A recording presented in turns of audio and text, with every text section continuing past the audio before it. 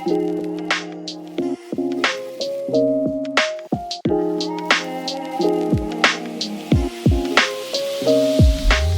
afternoon, good morning, good evening, everybody. It is Monday, December 23rd. Happy Festivus. I hope you had a good Festivus. For the rest of us, make sure you air those grievances. It is the High Risk Wrestling Recap. Check out the socials, Charismatic Creations on Facebook and YouTube, Charismatic_Creations52 on Instagram, and of course at 215 on Twitter. I am your host, Jeremy Pierce, and let's get into the news. The first WWE ID tapings have kicked off with a surprising result and a special appearance by a former coach who made their presence known on video.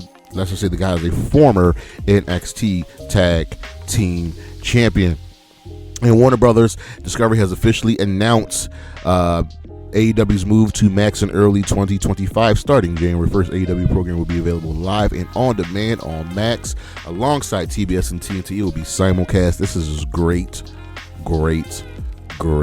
news. The library will slowly be coming over to Max as well, starting with early 2019.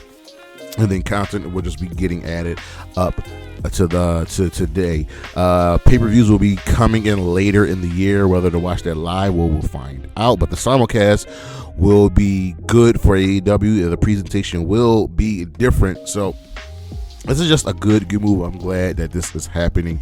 Internal reaction to Tessa Blanchard's return to TNA is everything was smoothly backstage and she made herself available. To essentially just make amends. There are definitely people who were not thrilled to see her there, but she's here for the time being. She's in a feud with Jordynne Grace, as Jordynne Grace can put her over, as Grace, we all know, is moving over to the WWE. And Tessa said she's got to got some things in her career that she needs to set right in TNA. She is not officially under contract just yet, so we'll see how things work out. Let's see how this program with the Jordynne Grace works out. And we spoke about this before, but there are a lot of people leaving TNA. So Trent Seven is officially gone from TNA. His contract is up. Jade Chung, the backstage interviewer, also ring announcer, Josh Alexander's wife, she will be departing TNA. Her contract is up. AJ Francis' contract is set to expire really soon, but I can't see them letting him go. Kushida has wrapped up his time with TNA. He'll be making his way back to New Japan Pro Wrestling. He has left TNA on great terms. And we know TNA and New Japan have a really good working relationship. Steph Delander's TNA contract is expiration. This is, again, a lot is going down amid this roster uncertainty. We talked about this turnover as TNA is entering a new realm of, fans and fandom and growth. And another person is leaving. That would be one Aiden Prince. He has finished his role as an in-ring competitor with TNA. His contract will be expiring on January 1st. He'll be making his way also over to New Japan. Why are these exits happening? Well, some say it's pay cuts. No, it's not pay cuts. TNA is just looking to get things right, see who's going to fit in. I expect them to be working out just fine. Camille's future with AEW remains uncertain amidst her television absence. Remember, she was jumped backstage and we have not heard from her since. I know she wants to be on TV. I know she wants to wrestle. She finally showed up. And I really thought the split between her and Mercedes Moné happened way too soon. I hope they do not waste Camille. Matt Cardona has been offered an AEW contract, and essentially, yes, he lost that final battle. I definitely see him as being a big part of Ring of Honor if he signs, because he's definitely going to contribute something greatly to Ring of Honor. Logan Paul is officially part of Monday Night Raw. Has moved over to there as the move comes from Netflix and with the transfer window, so this was to be expected. We're going to see some more people, from Raw, SmackDown, and NXT move around. AEW, according to Forbes, their valuation is at $2 billion and has turned some heads in the wrestling entertainment industry. This is just really good. We need another wrestling company. Where WWE's valuation is at about $5.2 billion with their partnership with Netflix. Some upsetting news: NXT Level Up and AEW Rampage will be ending. Level Up will just be ending, and Rampage will be ending for the time being, according to Tony Khan. I like both of these shows. Level Up was a way for young NXT talent to show what they can do, and Rampage was honestly a really, really important part of AEW, and it needs to not go somewhere. Just have to make it feel important again. And some sad news: Rey Mysterio Sr. has passed away at the age of 66. He is a Hall of Famer. He contributed a lot to this business. Of course, he is related to Rey Mysterio Jr., carrying on that legacy. SmackDown is officially moving to 3 hours when starting in the new year in January. That's a lot of wrestling. So Raw and SmackDown both be 3 hours. TNA replacing the WWE on Sportsnet in Canada. This is a great move. This is just solid. This is just, like I said, we need the growth for TNA. On the injury side of things, Isaiah Brookside is pulled out of a Christmas show after an injury. We do not know the nature of the injury, the specifics, but she says she will be back in 2025. So it sounds like she's not super hurt, but just taking some precautions. LA Knight has been pulled from an event due to an injury. We will see what goes down with him. We don't know what the extent of his injury is, but this is the good time for people to just rest up and heal. Charlotte Flair is training alongside NXT talent Lainey Reed. This is a good rub for her. Charlotte is making her way back from her injury as she suffered a ACL, MCL, and meniscus tear during a match against Asuka in 2023. Think about that. Charlotte's been gone for over a year. We will see what happens with her. Ivar is suffering from permanent nerve damage, so he had to remove a move from his repertoire. So he has arm strength is fully recovered, but he has permanent nerve damage, and some days the pain radiates and other days he feels good, but it's good that he is back and healthy. Wes Lee has been cleared for action after the injury scare at WWE main event. This was going on a match he had, but he seems to be fine. AEW star has suffered a concussion at Final Battle. There will be none other than Bandito, who made his return at the pay-per-view and immediately suffered a concussion. He was getting those really, really good vignettes on AEW, so hopefully it's not a super, super bad concussion. And lastly, Alexander Amundsen has revealed a surgery date amid his knee injury, so we'll be having his surgery soon, within the next couple of weeks. He's working to get back, get healthy, and ready to do some things in TNA. But that is the news, and we shall be right back with the Week in Review.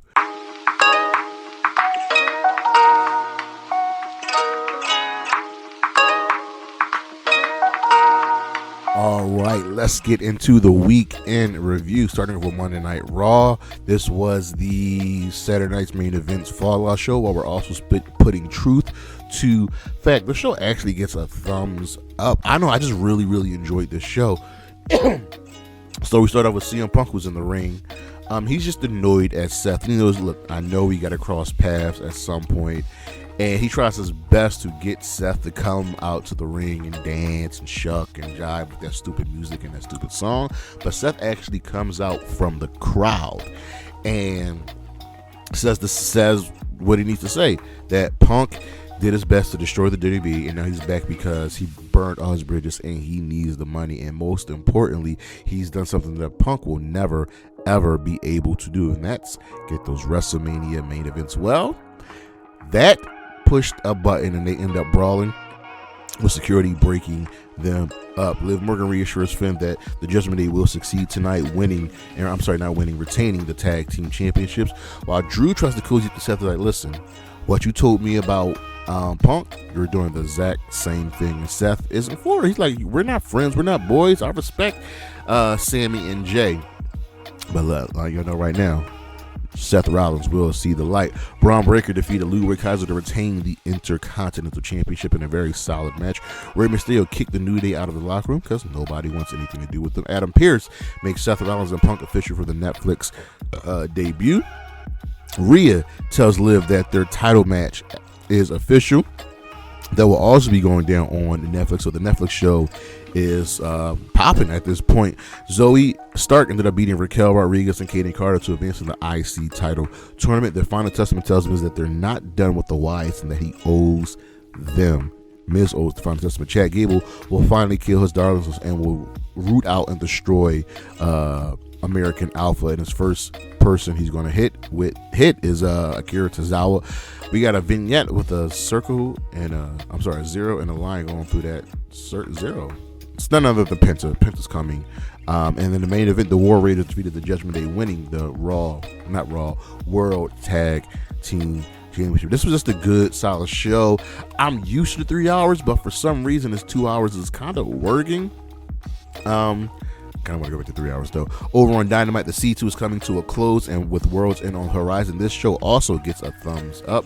So the Death Riders are shown making their way to the building. In the opening contest, Mercedes Mone defeated Anna Jay to retain the TBS Championship. Chris Statlander was watching backstage. FTR challenged the Death Riders to show up for a fight for the Fallen, as that's when they'll be medically clear and they will not be coming alone. But wink, wink, nudge, nudge. I feel like a certain rated R superstar will be joining them. MJF in the ring vowed to beat Adam Cole and keep the Dynamite Diamond ring. Cole on screen says that Matt Taven and Mike Bennett will be ringside for the match to make sure no shenanigans goes down. I think that is where the Kingdom might be joining MJF. And then he attacked MJF, but MJF got away. Jamie Hayter calls Julia Hart a coward and challenged her to a match for a fight for the Fallen. We got a Kenny Omega highlight package as he's making his way back to AEW. Christian and Nick Wayne defeated Hook and Shibata. This was good. It's not over. Obviously, Christian and Wayne have a third man as Sabian, and Hook and Shibata also have a third man. Once he gets finished with his Twisted Metal duties, I fully expect Samoa Joe to join her. Christian's just spinning his wheels until he cashes in the contract. Chris Jericho hyped his title match at Ring of Honor final battle. Mariah May accepts Thunder Rosa's challenge for the Tijuana Street Fight for the Women's Championship at World's End. Ricochet is in the ring and the Hurt Syndicate bully him, saying nobody likes a kiss ass, and just straight up punk him. But don't be alarmed, this is all working in the way for Ricochet. Shelton Benjamin ended up defeating the Beast Mortals to get 3 points in the Continental Classic, and Dan Garcia and Mark Briscoe tried making the save as the Hurt Syndicate were attacking Mortals, but they failed. Meanwhile, backstage, Swerve punks Ricochet, and Ricochet says, well, you can punk me, you can say all you want, but you didn't win the C2 last year, and I will.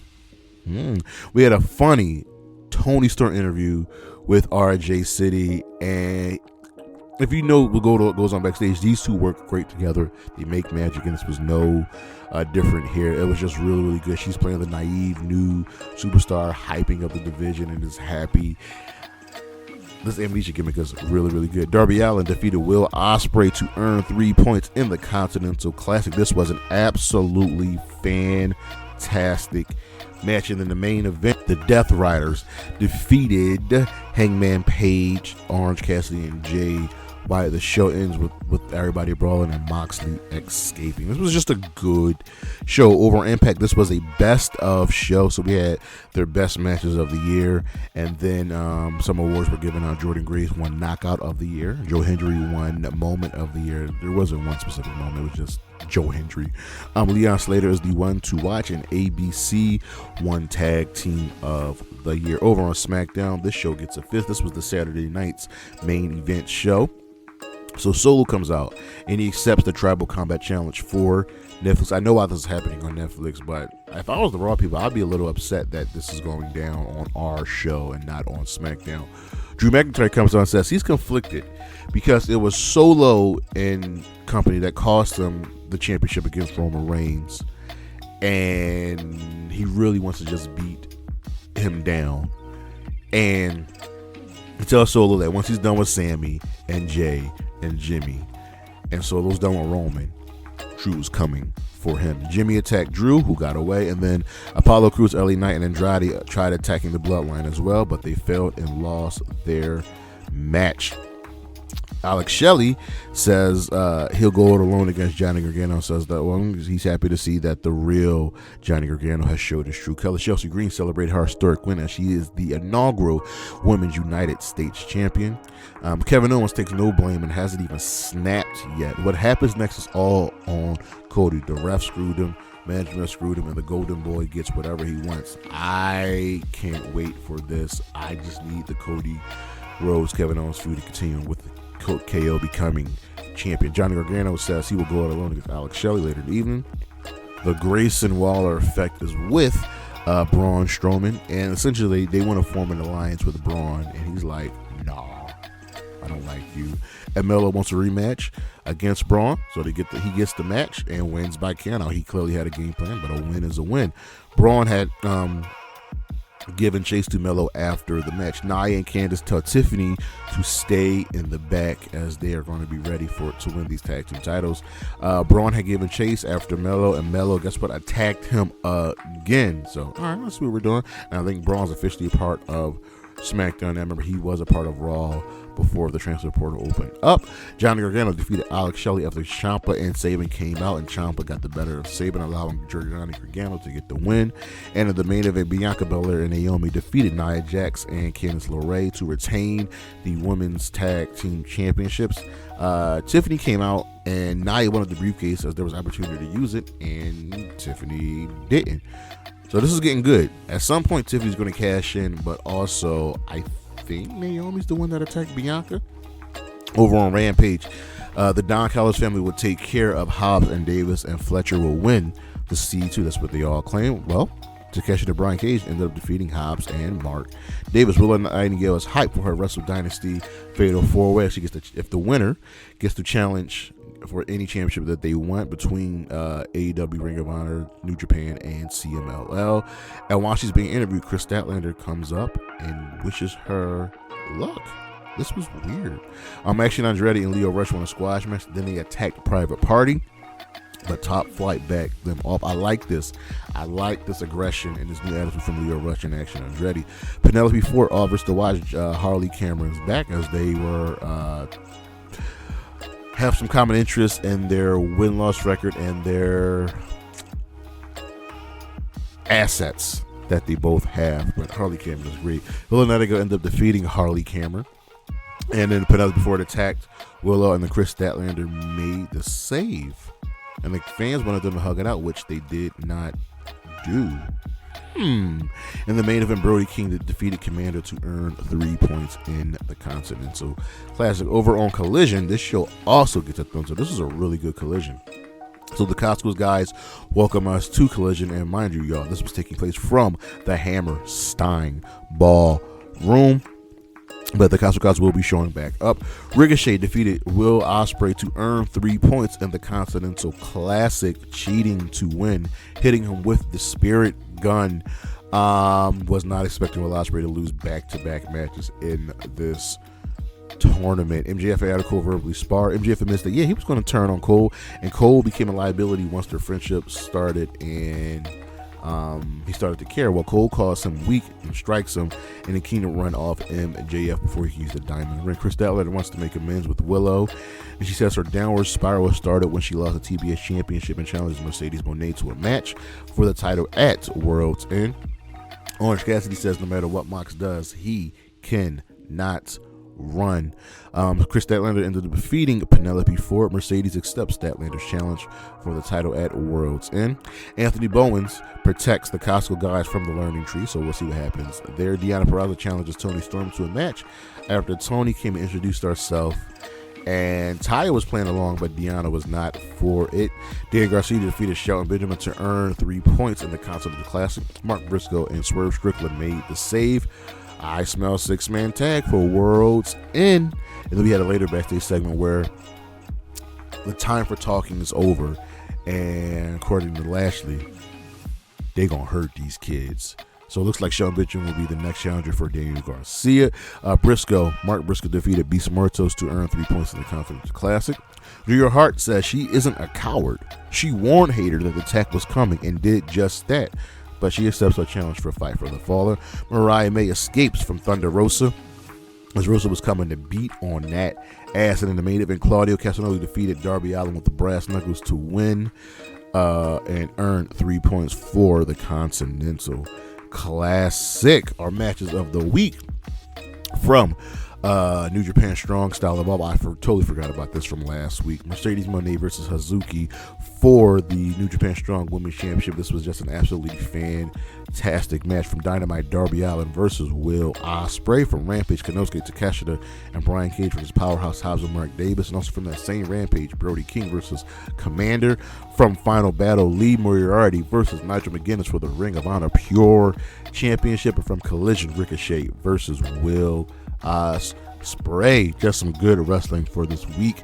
Our star of the week, I'm giving it to the War Raiders for becoming the new World Tag Team Champions. But that is our show. Thank you for listening. Thank you for watching. Look on the screen. Look what we got coming up this week. The cutters are upon us. Check out the socials. Charismatic Creations on Facebook and YouTube. Charismatic_Creations 52 on Instagram. And of course, the 215 on Twitter. I see you when I see you. Peace.